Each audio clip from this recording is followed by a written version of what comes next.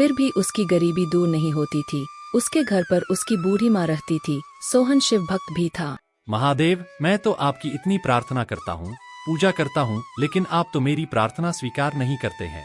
मैं अब और कितनी तकलीफ सहूँ? महादेव, अब और कितने दिनों तक मेरी जिंदगी ऐसी गरीबी में गुजरेगी? अब आप ही कुछ करिए महादेव, आप ही कुछ करिए, दया कीजिए, कृपया कीजिए, अपना चमत्कार दिखाइए। भगवान दया करो, भगवान दया करो, मुझे यह गरीबी बर्दाश्त नहीं होती महादेव। अच्छा, यह सब क्या है? आप क्या देख नहीं रहे कि आपका भक्त कितनी तकलीफ में? आप किसकी बात कर रही है? किसकी बात करूंगी? सोहन की बात कर रही हूँ। सोहन हर समय आपकी पूजा करता है। सोहन आपका परम भक्त है। ये जानता हूँ पार्वती। अरे जानते हैं का क्या मतलब? आपके इस तरह के परम भक्त के प्रति आप इतने ज्यादा कठोर क्यों हैं? आप तो अपने भक्तों के प्रति इतने कठोर नहीं होते हैं। कभी कभी आपको उस पर दया नहीं आती? दया तो आती है पार्वती। तो फिर आप उसके लिए कुछ कीजिए ना प्रभु। क्या करूं? क्या करूं मतलब? उसकी किस्मत बदल दीजिए ना। उसके पास ज्यादा पैसे रहेंगे तो वह सुख और शांति से रह पाएगा प्रभु। और ऐसी बात नहीं है प्रभु कि उसके पास कोई गुण ही ना हो। सुनिए पार्वती, सब उसकी किस्मत की वजह से है। उसकी किस्मत में बदल नहीं सकता हूँ, मेरे हाथ में नहीं है। मुझे भरोसा नहीं है। आप देना नहीं चाहते हैं, इसलिए इस तरह की बातें कर रहे हैं। ठीक है, आपको नहीं देना है तो मत दीजिए। आपके किसी भक्त का ऐसा अपमान, ऐसी तकलीफ मैं नहीं सह पाऊंगी प्रभु, उसे मैं दूंगी। देखिए, अगर आप कर सको तो, लेकिन मैं फिर बोल रहा हूँ, किस्मत ऐसी बदली नहीं जा सकती। आप कुछ भी नहीं कर पाओगी। मैं देखती हूँ क्या कर सकती हूँ, कुछ करने की कोशिश करती हूँ। माँ, जल्दी से खाना लगा दो, मैं कपड़े लेकर गांव में बेचने जाऊंगा। ठीक है बेटा, मैं अभी लगाती हूँ।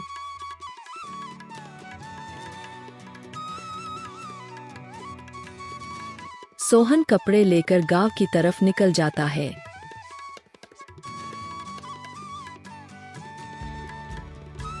इस पेड़ के नीचे मैं थोड़ी देर बैठ लेता हूँ।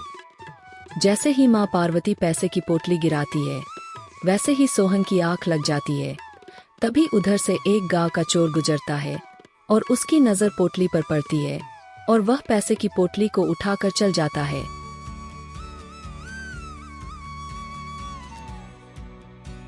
क्या हुआ पार्वती? उसने तो पैसे की पोटली देख ही नहीं पाया। मैंने देखा, लेकिन सुनिए, मेरा काम है देना, और मैं जब बोली हूँ कि मैं दूंगी तो फिर मैं उसे देखकर ही मानूंगी। ठीक है, तो फिर कोशिश करके देखिए। माँ, मुझसे चला भी नहीं जा रहा है। यहाँ पर तो रिक्शा भी नहीं मिल रहा है। भगवान। माँ, क्या बात है? आपको क्या हुआ है माता? बेटा, मेरा घर बहुत दूर है और मैं अकेले ही रहती हूँ। इतना भारी सामान लेकर अब नहीं चला जा रहा है बेटा। आप परेशान मत होइए, मैं आपके घर पहुंचा दूंगा। लाइए लाइए, अपना सामान दीजिए, मैं उठा लेता हूँ।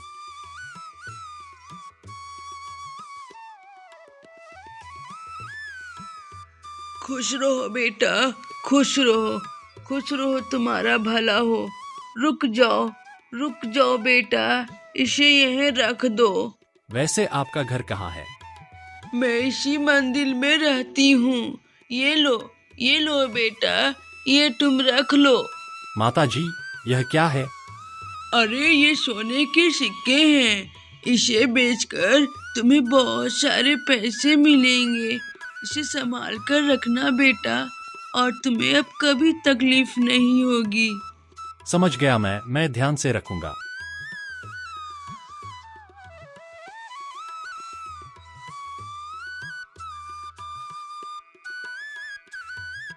मैंने बहुत काम किया है और गर्मी भी बहुत ज्यादा है। वाह, कितनी ठंडी पानी है। एक काम करता हूँ, चलो इस तालाब में नहा लेता हूँ। तभी सोहन नहाने लगता है और नहाते नहाते उसके सिक्के तालाब में गिर जाते हैं। अरे, कहाँ गया मेरा सिक्का? कहाँ गया? यहीं तो रखा था।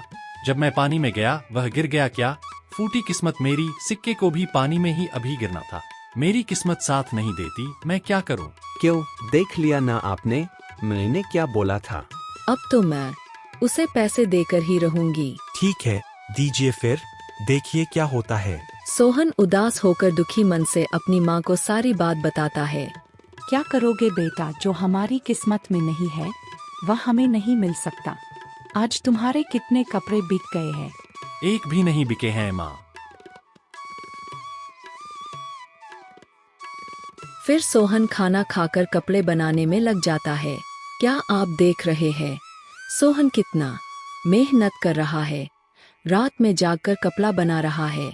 हाँ पार्वती, मैं सब देख रहा हूँ। काफी रात हो गया है बेटा, अब तू सो जा।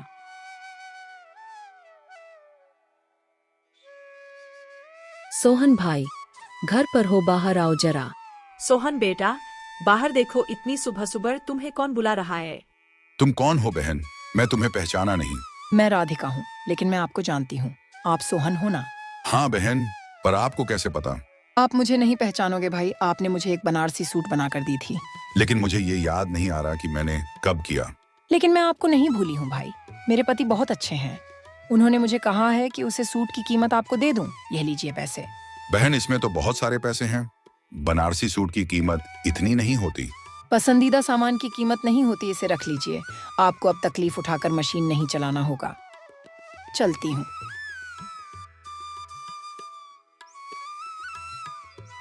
यह सब बातें उसे गांव का चोर सुन रहा था।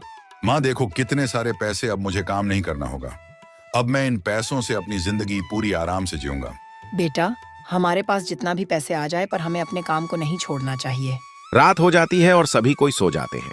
अरे आज तो मैं माला माल हो जाऊंगा। सोहन के घर में बहुत सारे पैसे हैं।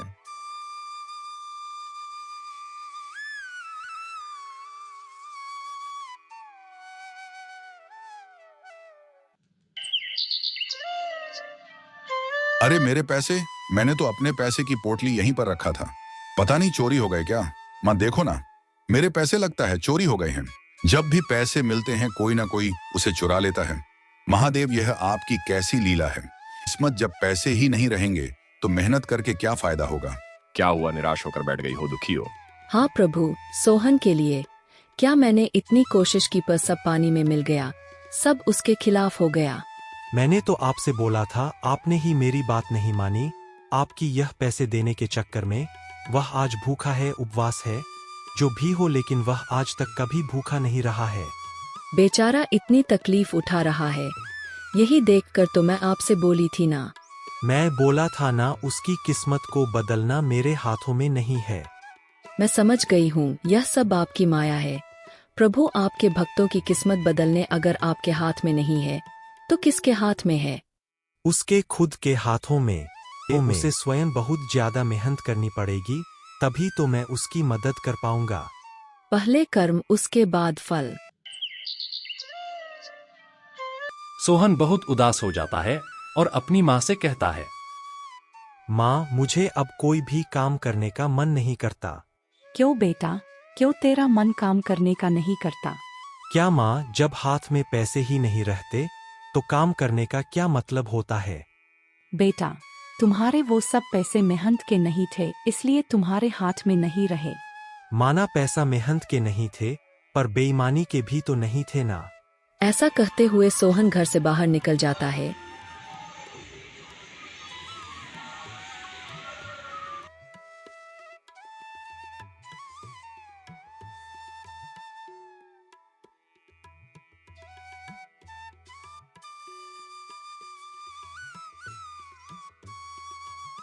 और एक पेड़ के नीचे जाकर बैठ जाता है।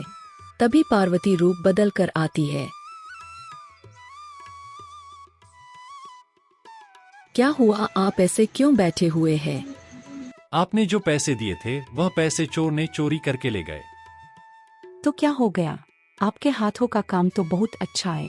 आज रात 10 सूट बनाकर कल सुबह पास वाले बाजार में मेरे साथ चलिएगा।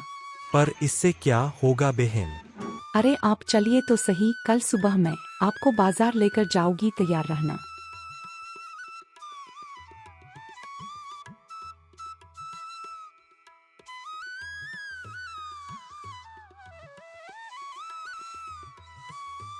माँ, मुझे आज राधिका बहन मिली थी, बोली है आज रात 10 सूट तैयार करने को। इतनी कम समय में 10 सूट कैसे तैयार कर पाऊंगा माँ? मुझे लगता है आज पूरी रात मुझे जाकर काम करना होगा, तभी 10 सूट तैयार हो पाएंगे। ठीक है बेटा, तुम हाथ पैर धो करके आओ, मैं तुम्हारे लिए खाना लगा देती हूँ। फिर तो अपने कामों में लग जाना, क्योंकि काम भी